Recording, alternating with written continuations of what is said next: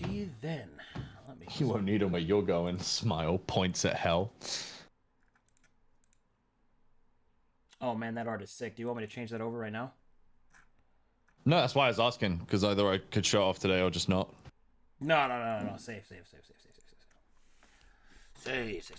You want me to save it? Save it, yes. Okay. Now it's not the time to use that. I showed it briefly on my stream, though. Oh, Some people have seen it. Well.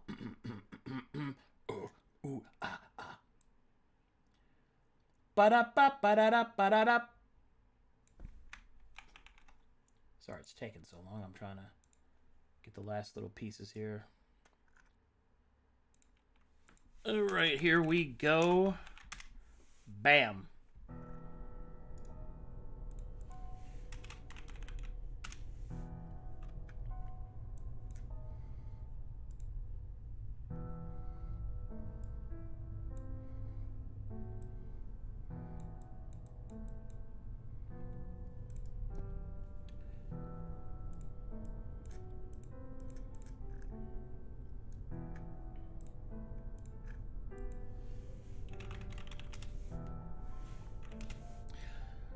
Okay.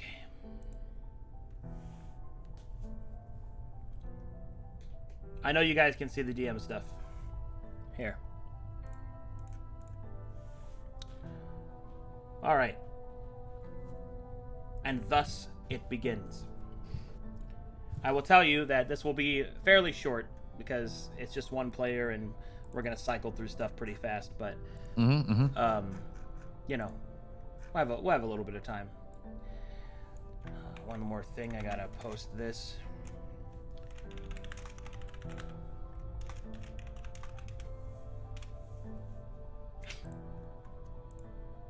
Who's the third person in the call? Rhythm Bot, dude.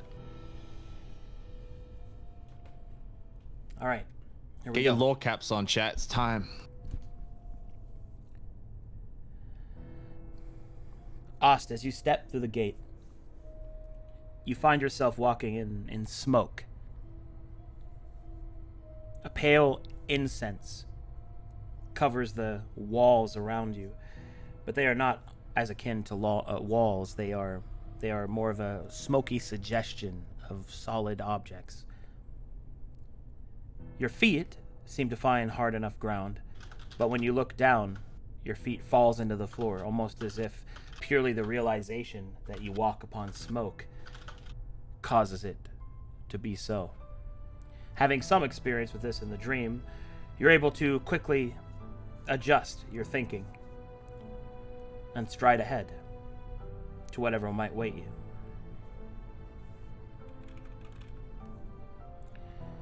Okay, and there's a stone set of armor. Did you say? That is correct. Yep. I'll inspect it. As you walk up towards the stone set of armor, you realize that it's kind of ethereal. It's not real in the sense of that it is actually here, but you also sense that its existence is not intangible. It's almost like you could reach out and touch it. I'll try to. As you reach out to do so, your hand brushes across the stone, your fingers fall through it, and the entire structure, the mannequin, or the stand and the stone armor dissipates into more of the smoke around you. It begins to shift and swirl, and then you find yourself standing within a stone structure. A tower, you think, although the stone walls are faded and cracked. A line of moss seeping, almost like blood from a wound, down the stone. You look down at yourself and you see that you are a visage, merely a wisp of smoke in and of yourself, but you feel fine. Before this confusion can be dealt with, however, a noise in front of you catches your attention. Two hooded men stand across from one another at a table. You do not think that they can notice you, even though you're standing right in front of them. It begins to dawn upon you that perhaps this is a vision or a memory. The two men seem to be in conversation. You cannot hear their words, but you can see their reactions to each other. One seems to be upset and is pointing at a map, gesturing wildly. The other is calm and tolerant of the excitable one, and calmly points out other places, which seems to soothe the reaction of the excitable one. There is a table with documents and a map on top of it. The rest of the stone tower appears to be inaccessible, save for the door leading out. The two cloaked figures have no discernible symbology. Their robes are brown and simple, possibly, and more probably, distinctly for that purpose, that they are unnoticeable or easy to forget. What do you do? I'll still approach the vision taking place and see if she can get like a nice close look at their faces. As you move towards the two inconspicuous men, you see that their faces are not ones that you recognize, but they are men. One is a brown-haired older gentleman, the calmer one, and the more excited one is a black-haired, silver-eyed younger man. You possibly put the older one at 35 to 40 and the younger one at the cusp of manhood. Okay. As you look down at the papers in front of you, you can see that there are several documents written in a calligraphic hand, showing quite a lot of presentation for what you would suppose to be a hidden meeting. But what is most telling is the map. For the map, you believe to be of Calcatesh, but the border lines are wrong. The continent looks different. Interesting. Is there a date? You don't see anything that depicts a date anywhere. But okay. You do notice that on the map there appears to be a mark. A mark that depicts one moment. A political boundary that cuts from the Badlands straight down the center of Calcatesh, like a wicked gash. You recognize a symbol that you know of, the sign of the Ayatonus Imperium, the Imperium of the Elves. Interesting. Okay. And I'm assuming I can't read any of these documents. They're not legible. Well, as you attempt to do so, you can see perfectly fine what is written upon the pages. The information appears to be a series of tracked trade agreements.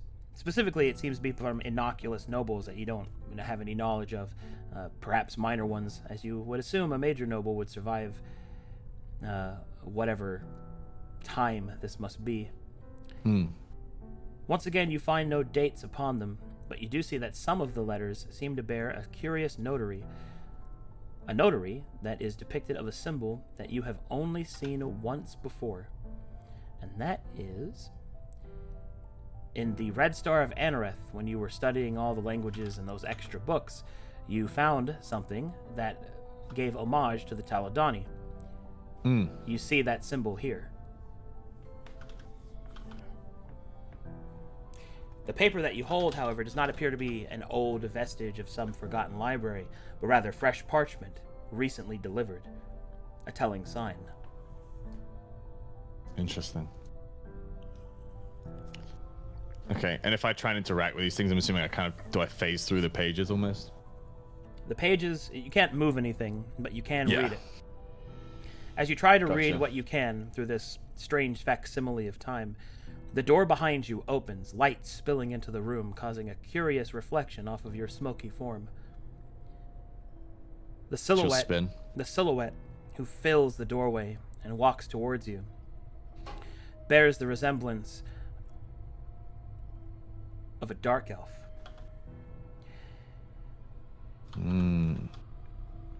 You can tell this from his ears that poke through the ragged holes in his hood, and from the rest of his visage and his darkened skin.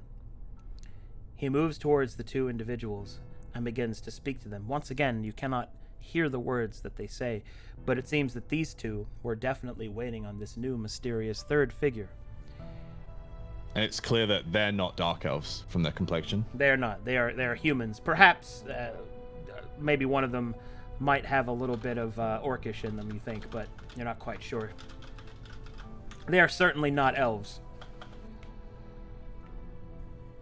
As the drow stands before them, speaking of various things that you cannot make out, one of them begins to viciously point, and then point at his hand, almost as if the dark elf was suspected to bring something. This demanding from the younger one keeps going, while the older one keeps an eye on the elf, studying him carefully. The elf holds up his hands in a quiet, peaceful surrender. Reaching into his pocket, he will pull forth a golden ring with a curious signet. A signet of 12 stars in a circular pattern. He will hand the ring to the younger man, and then he will point at his hand.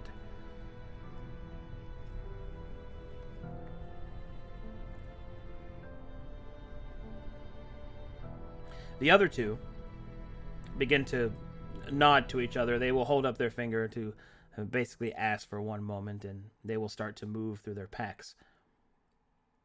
There is a moment where their backs are turned, and you notice that the elf moves his fingers in a curious manner. But you are no stranger to spellcasting. He has cast something, but you're not quite sure what. It was very fast and very subtle. I'd like to try and follow the golden ring at this point. All right, as you move past the elf and towards the golden ring, you can see that it has been placed upon the table. It shines in the light from the open door, and it is simply just sitting upon the table. Okay. I'd like to get a closer inspection of this 12-starred signet, if I can. As you kind of bend down to look at it, you can see that there appears to be an inscription on it, but you'll have to turn it towards the light somehow in order to read it. Okay. I'll keep an eye on it and wait patiently for them to pick it up, perhaps look at it themselves. All right. Go ahead. Did it look like that this spell was merely was it like just a hand movement, or was it? It is did I difficult. see his lips move? You did not see his lips move, and indeed the subtle gesture of his fingers, you're not even quite sure if it was a spell, but you sense that it was. Perhaps additional sight granted to you from your strange form and walked pattern. The two will finish their argument of whatever it is, and one of them will pull forth a small pouch and will place it upon the table. The younger one will accidentally knock the ring from the table, and it will bounce across the ground.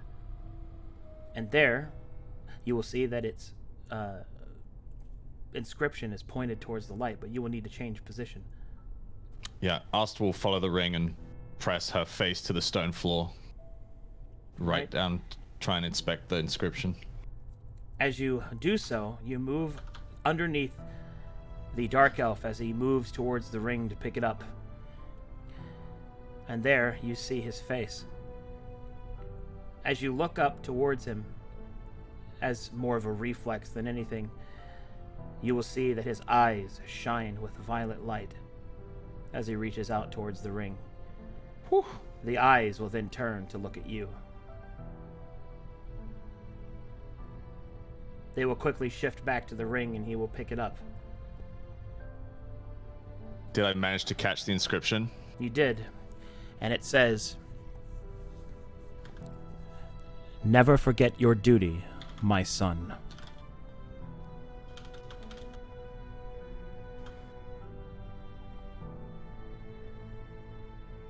Interesting. Okay. Asta will dust herself off and rise to her feet. Inspect the elf curiously to see if he looks at her again. Even enter his field of vision to see what happens. You can see that the two men start to discuss things, and the elf turns to leave. But as he turns, he will stop. His eyes will look directly at you. He will smile and leave. The smoke fades from the room as the memory, vision, whatever it is, fades away.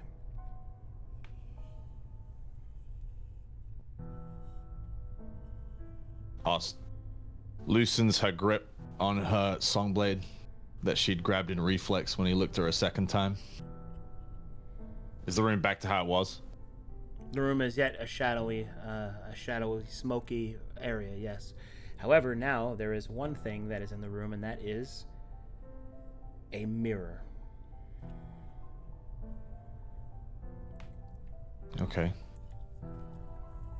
Ost will approach the mirror and look into it. Bravely, you approach the strange mirror in the center of the smoke-filled room. You gaze upon its reflective surface, seeing yourself. An odd thing for a changeling to look in the mirror. Something that is oftentimes considered taboo for them to do so. More of a superstition thing. But gaze you do, and you see that the mirror shows you, but not as you are. It shows you as what you once were. Your black silken clothes and heavy leather boots, your cocksure attitude, a bow and arrows across your back.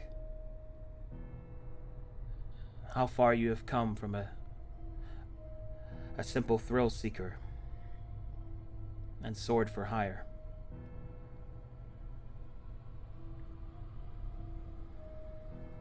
Curious by this, Ost will stare at her hand touching the mirror as it shifts. I'm gonna take the form of the dark elf I saw.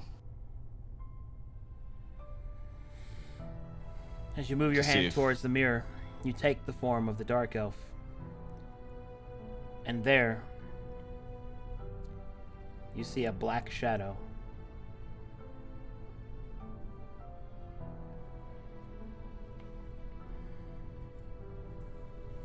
Just a black shadow? Yep. Okay. Ost was hoping it might reveal his past. She'll drop the visage. In a panic, you realize you cannot. Your power no longer at your command. You look down at your hand. You see that they are shadowy black. The mirror begins to crack. The black shadow moves out from it and begins to slowly manifest. Ost will take a few steps back and let it manifest. Okay.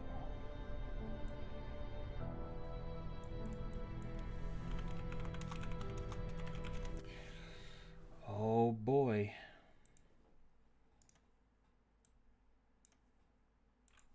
One moment, please.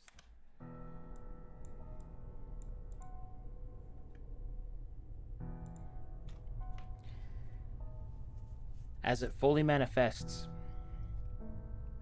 you realize that your form returns to what it should be. And standing before you is someone else.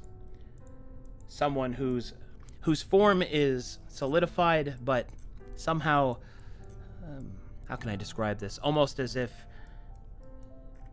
he were a painting, the ink upon the outlines would be faded and runny, if you understand what I mean by that. Yeah. And furthermore, it seems that the individual is having difficulty maintaining this form of whatever it is. But eventually, one moment. Eventually he will form. And oh boy, here we go.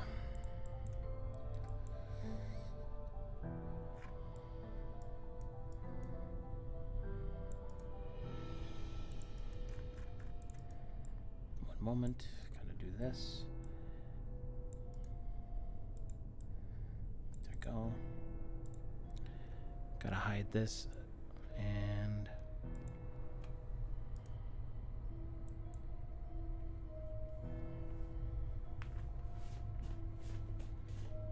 Oh shit.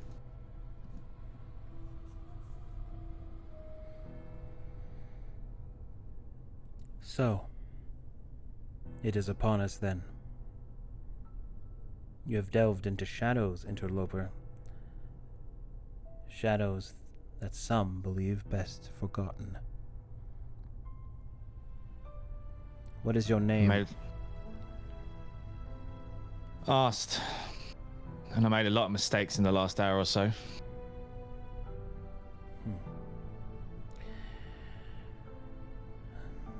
The trouble with mistakes is that history often repeats itself. But I digress. What we have to speak of is important, and there is little time that I yet still have. First, please offer me your hand. It would be faster for me to know what you know.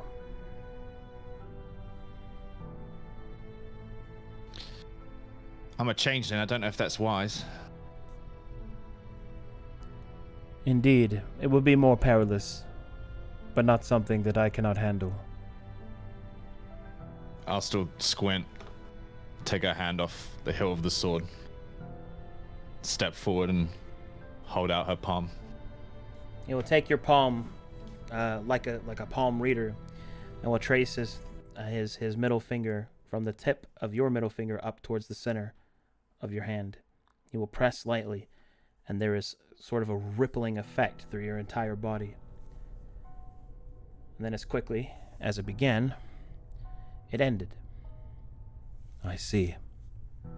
She'll stagger back. Some of the pieces you have already found, but yet still some remain hidden. You are courageous to attempt to claim the realm of the Mad Wizard.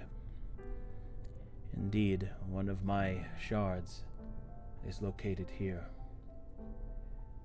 I don't know how much of it's left. She'll fold her arms. I can assure you there is still plenty more. Tell me, you know that there is a weapon against the enemy.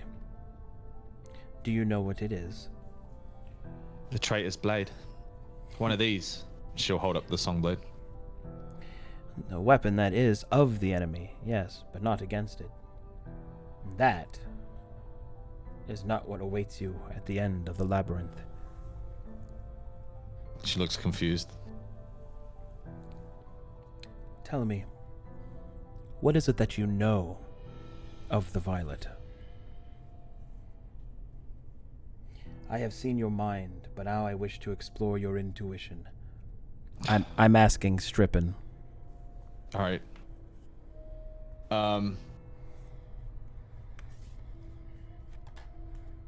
It is one of the original 7 from a different time. A hobbit, halfling, sorry. Who betrayed the others.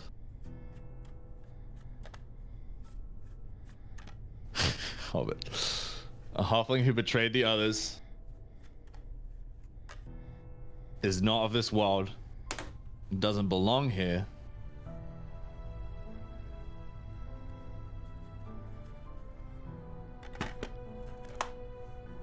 That's kind of it. That's my gist. I see. Well, you're correct. In most parts. The form of the vessel at the beginning is not important. What is important is what that vessel became, or more importantly, what that vessel contained and what it became. What awaits you, the 15 or so of you, at the end of your respective labyrinths, are keys. Keys that will open the final door of the Mad Wizard's realm. When you open it, inside you will find the point in which reality was sundered. the crack in the prism. And where the end might begin.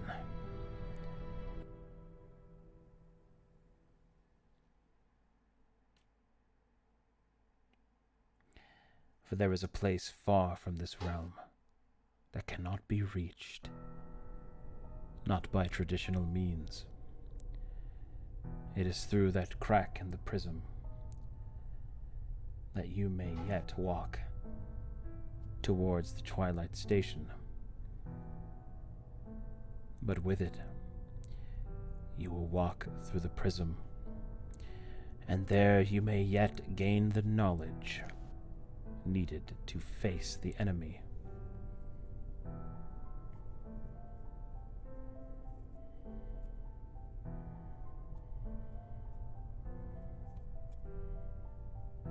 Do you know how the Covenant of Mercy broke? I do not. There are many theories, but they are just that. Theories. However,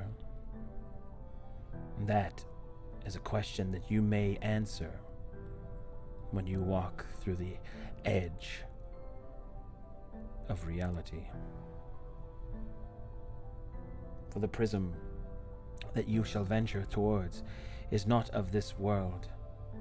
It is a casing around it. One that is cracked and fading, but it is not of this place. There are those that venture within our realm that come not from another realm, plane of existence, but another existence entirely. They walk outside of the Great Wheel. And they are but 7. The one... I've met 2 already. I know. But now you will know what they are. And now I will need to reveal to you another piece of the puzzle that you do not know.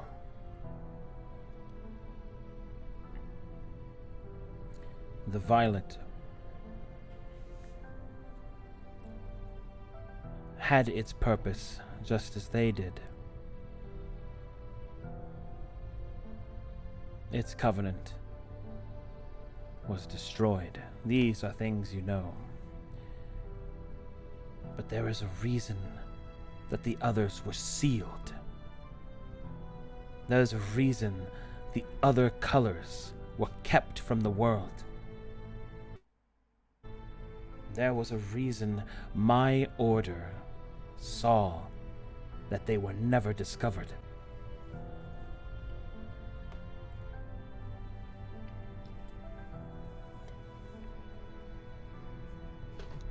Because they have the capacity to go down this path too? That is one concern. What and how they are is something that is yet to be fully translated. But the purpose of the Cardinals was to keep them hidden. The truth of the prison hidden. So you must know where they are, right? I know where we sealed them, but you say you have met some, meaning that they have been freed.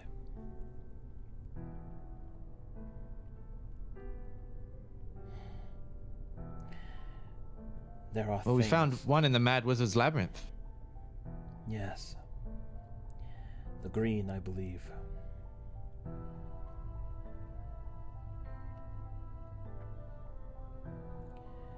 What you Well, must... should I keep waking him up or not?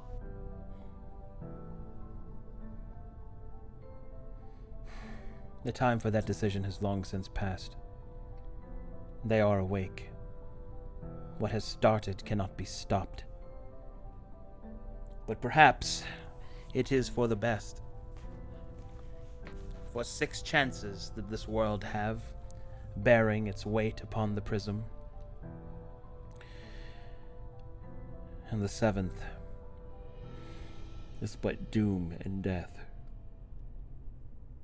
You were the first? No.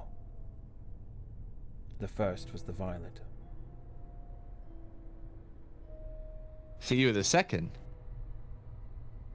No. I am the third. Well, how'd you fail?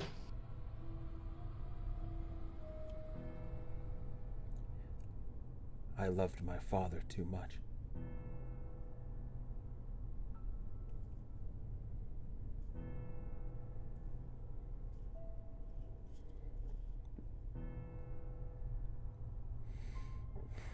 It does not matter. My time is done. My iteration is closed. The great wheel shall continue to turn.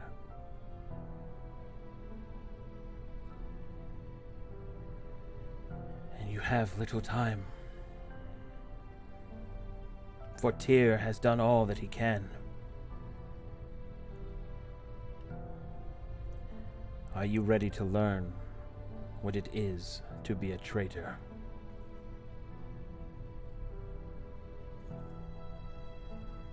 Astral look down at the sword. Back at Ventil. I've come this far. We all have.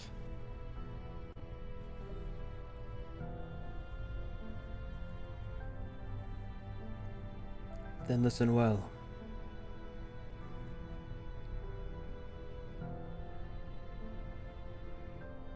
Once, the world was different. So very different. Nailed it. Give me a second. Brief clap. Brief intermission clap.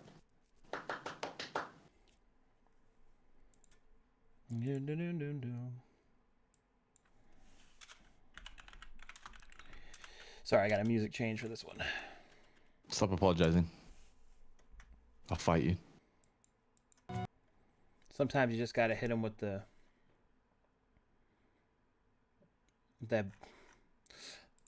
that heavy lore.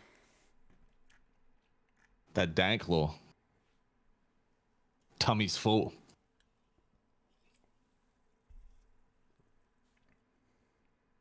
So he was the third. Yup.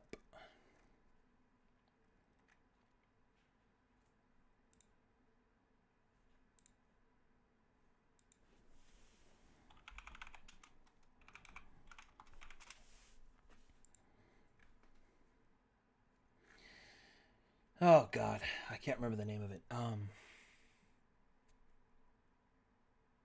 God, how could I forget? I guess I got nervous and I fucking forgot what it was. Hold on, give me a second. I gotta remember it. It was.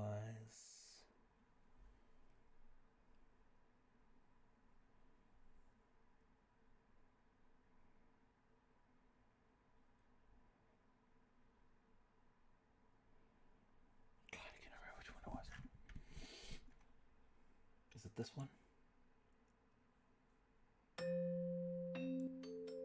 Nope, that's not it. It was. Is it this one?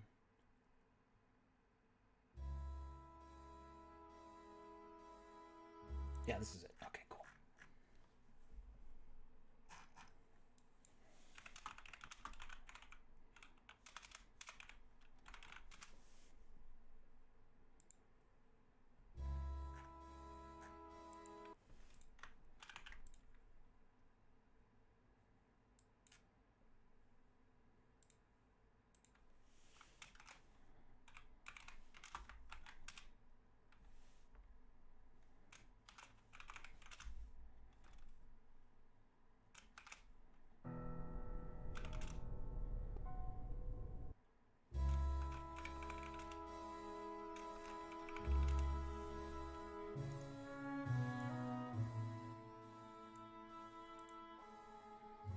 All right.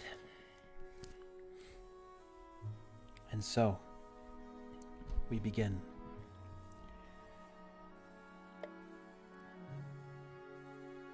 Once, the prism was complete, and there was harmony. The world was not perfect, as any diamond has its flaws, but there was hope. There was happiness and prosperity.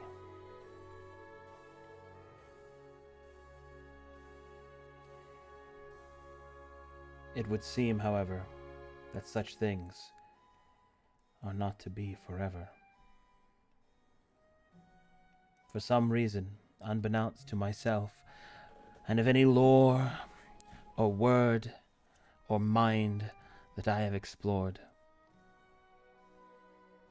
the circle became the tear,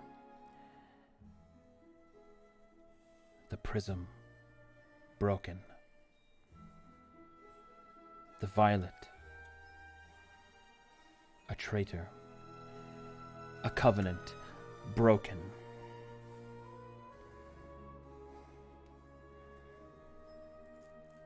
A wound gaping from one existence into another.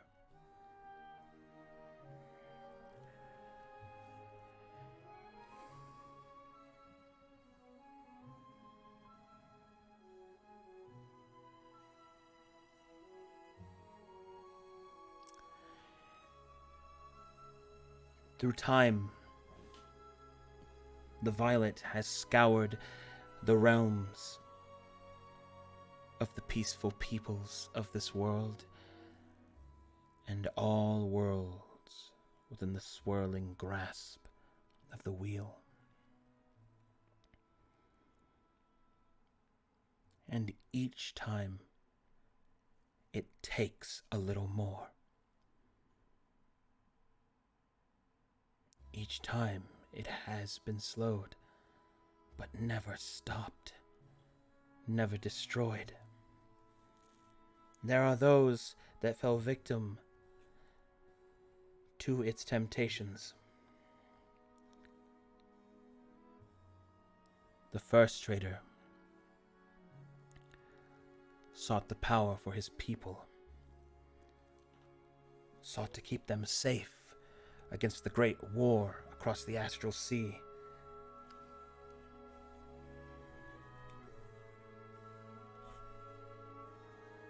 But the first traitor failed. He had thought that his power was his own, but he was wrong. And thus the folly of Maltos would soon become the paradigm in which each traitor followed.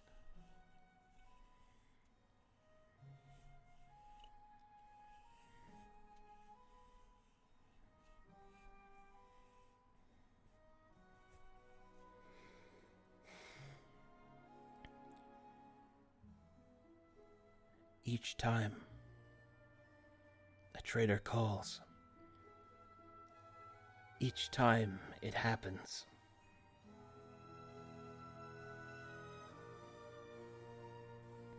each time an attempt is made to be different from the others, but through their travels and through their trials, it always ends the same. A little bit more of the world is gone, a little more knowledge and memory lost, and it resets. Each time the world grows weaker, and the violet grows stronger. So why are you sure this time it will be different? I am sure of nothing. But that is the purpose of hope. For what are we to do if not believe that it will be, that it can be, that it should be? That is the driving force that has kept it from its complete victory. There is something different about this revolution, this turning of the wheel, this iteration. For each time, each iteration produced those that knew of the violet, and they have laid their plans in the midst of shadow and subtlety. Even now my cardinals yet still teach and prepare one another. His translators seek to show the path. The seven hold their flame for the torches to be born anew.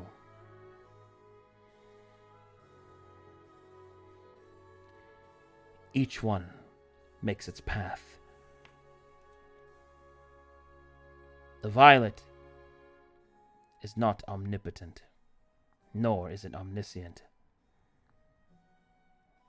It would be a mistake to believe that its victory with each reset is complete.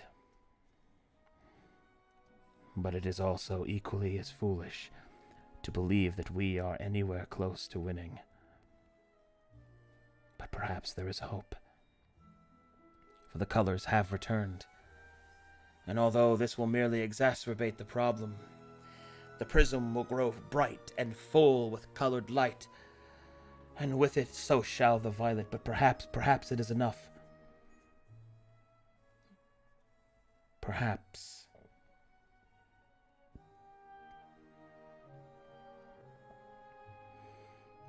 this herald shall be faced with heralds of their own.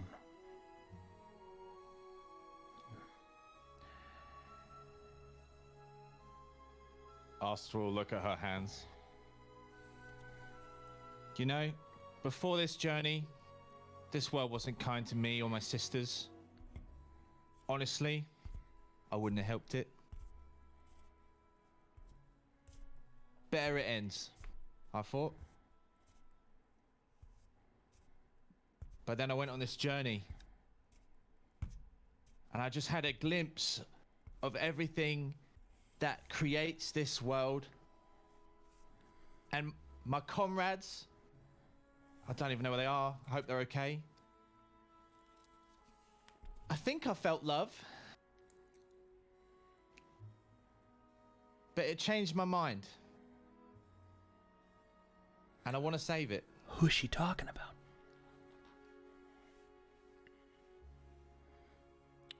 Ventil will nod. Hope is not so easily extinguished. That is what my father used to say. Each time that I would fall.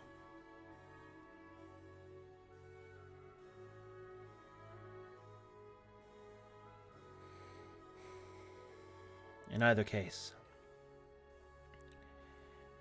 there is a gift that has waited here for those strong enough to claim it. Normally there would be a trial for such a thing, but I grow weary of tests. And he will hand you a shard of oblivion. Listen well. See that this does not touch your hands, nor the hands of those that are not already burdened with such strength. You will need this in what is to come, for your friends are lost. You will need to retrieve them.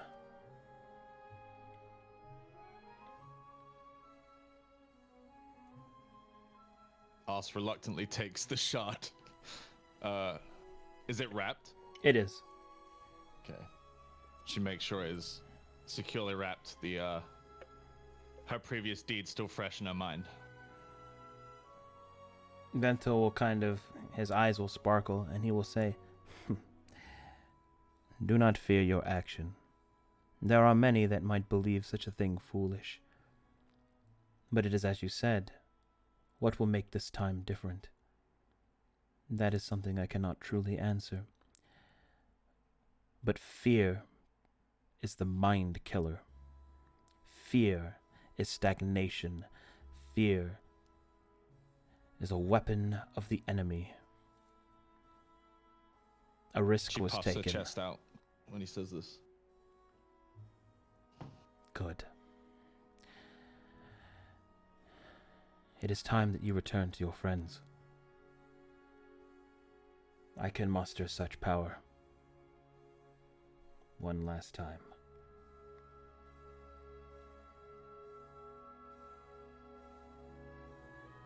How do we get a traitor of our own? There is no need. For there already is one.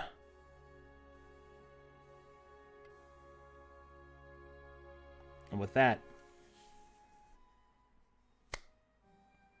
Mental's hands move together and swirl with violet light as his eyes brighten. One last time, I will use this burdensome gift. One last time, I shall gaze through the prism.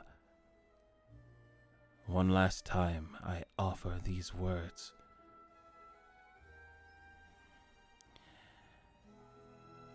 Before your body is broken, before your mind is shattered, before your spirit is sundered, never forget that hope burns within us all, even the enemy you face.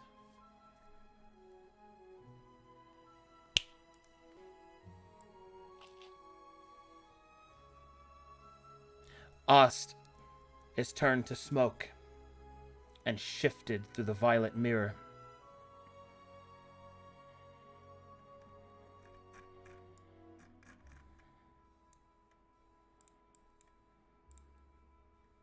It is done then. Now it falls to all of you.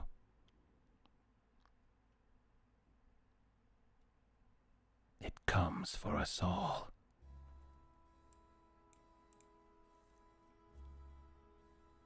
Be wary. Be ready.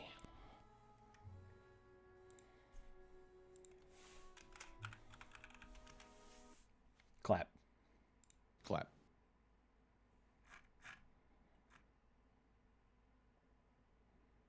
Yeah, there you go. That took about an hour. Nice. Yeah, that was great. Nice. All right, so now you'll have a delayed join on the other one, so you might have to miss the first session, but... Yeah, that works for me, dude. Sounds good. Clap those cheeks. Boop. Oh, man.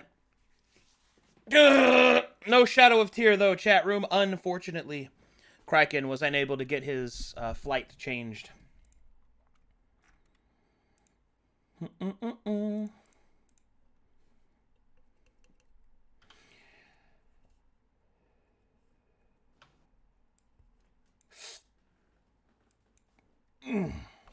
Alrighty.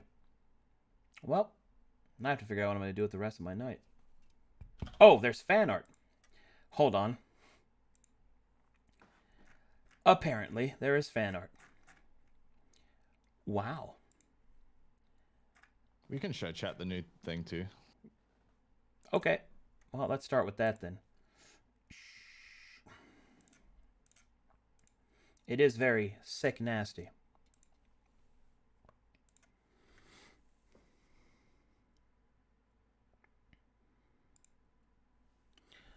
Oh man, look at that, Ost.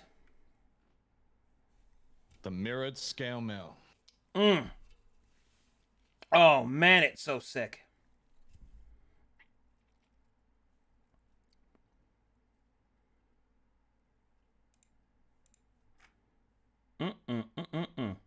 This was done by my friend Carla Draws on Twitch.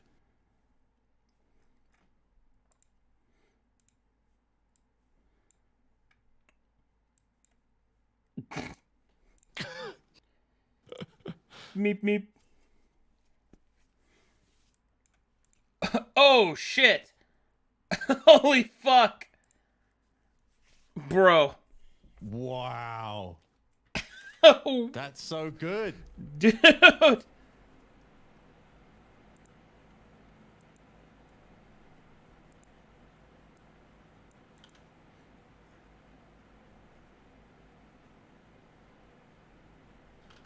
Ooh, watercolors. I think.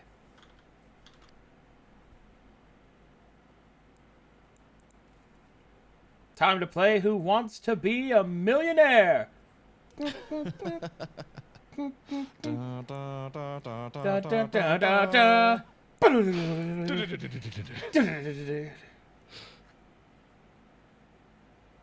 Oh shit. That is a nice Ost. Damn, Tony.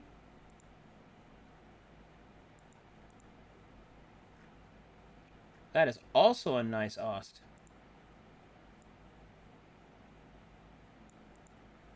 Look at that toot. Aw.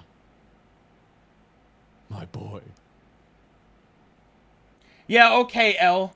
Jesus Christ. What? What? How? What? We've only been here an hour, dude. How? That is magnificent. Oh, yeah. Goddamn L. Why won't you die?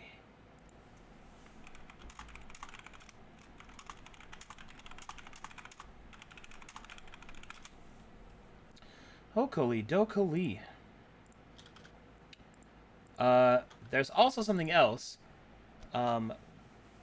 Burgeonar sent me a new update to the video. A little update on the progress of the animation. Who wants to get a little sneaky peeky? You guys want to get a little sneaky peeky, maybe? Yeah. I don't think it has sound, but let's see what it looks like. Yeah, here we go.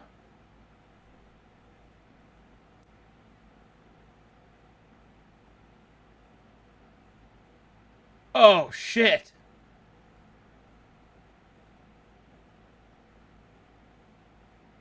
Holy shit.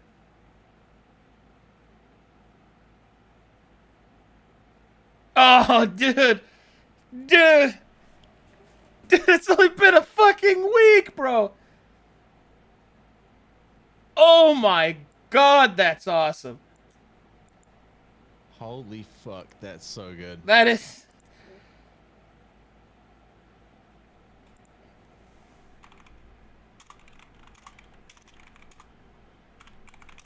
That is...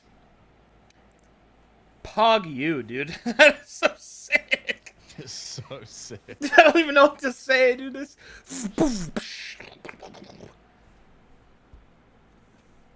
Good shit, Birdnar. Especially when you consider how the rest of that scene fucking goes. Like,